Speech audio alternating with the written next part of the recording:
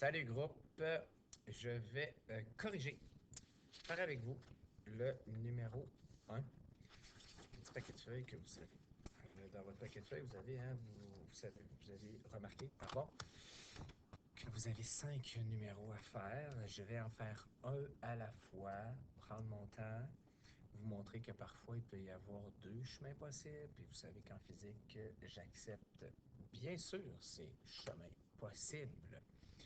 Donc, moi, je vais y aller rondement dans le sens que je n'irai pas, moi, à l'échelle. Je vous conseillerais, moi, d'essayer de le faire quand même à l'échelle ici, là, d'accord? C'est marqué, hein, on a un objet de 20 cm de haut, donc ça, déjà, je pourrais noter que c'est mon HO.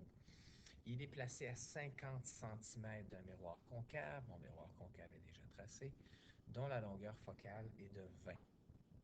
On doit déterminer graphiquement la hauteur, donc essayer de voir à peu près, comme je disais, en physique, on se sert du graphique pour nous donner une bonne idée de, de, de ce que sera l'image, c'est-à-dire sa hauteur et sa position.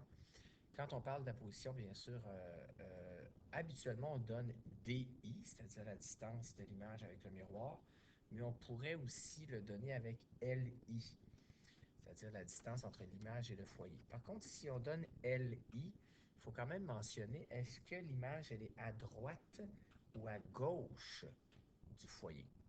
Hein, parce qu'on pourrait l'avoir à l'intérieur ou à l'extérieur. Donc, c'est important que lorsqu'on mentionne LI, de mentionner de quel côté le LI se trouve. Donc, si j'y vais rondement, comme je disais, je place mon foyer ici, qui théoriquement vaut 20. J'aurai donc, deux fois plus loin, mon centre de courbure à 40. Si mon centre de courbure est à 40, ben, mon objet, lui, est placé à 50. Donc, il devrait être dans les alentours d'ici, mon objet. Et mon objet, en plus, il est 20 cm de haut. La même longueur, finalement, que j'aurais mis. Donc, cette longueur-là, là, moi, à peu près, là, je la mettrai là, rondement. Donc, ça ici, c'est mon objet.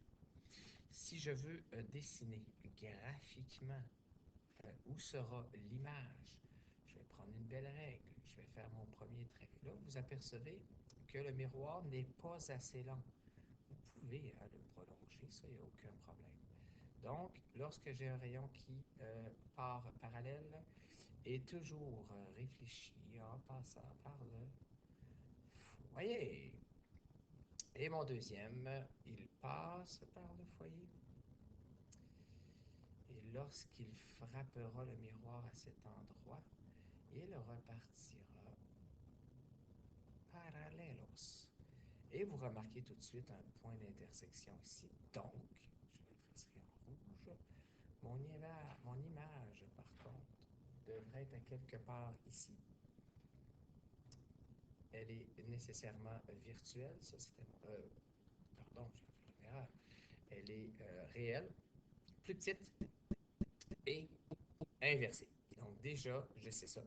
Je sais qu'elle sera entre le foyer et le centre de courbure.